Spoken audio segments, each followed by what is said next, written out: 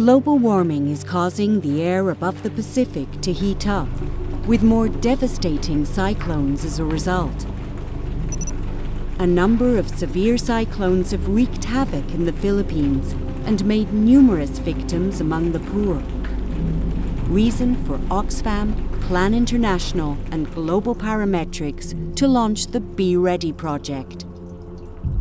The Be Ready project helps those most vulnerable to prepare for emergency situations during and after a cyclone. There are 3 preparatory steps. First, Oxfam and Plan work with local partners to select the most vulnerable people who qualify for help, such as the elderly, single women with children, and people with a disability. They receive a prepaid card on which money will be deposited once an emergency has been announced.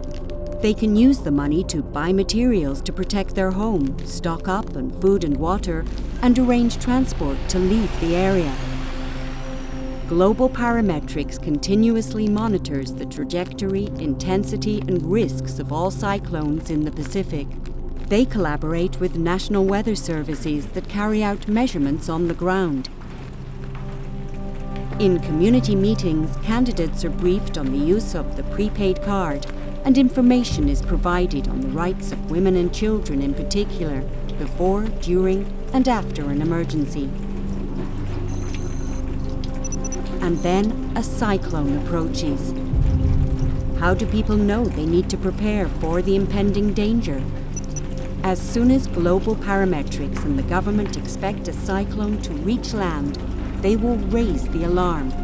The prepaid cards of the vulnerable families in the affected area are activated so they can take immediate action. Depending on their situations, they can spend the money on personal safety. Some people will fortify their homes and buy provisions, while others will flee the area. If all aspects of Be Ready function properly, a far less expensive emergency response is needed after a cyclone. The locals have taken action to limit the damage. The preparations will boost their confidence so they will feel less traumatized and recover sooner.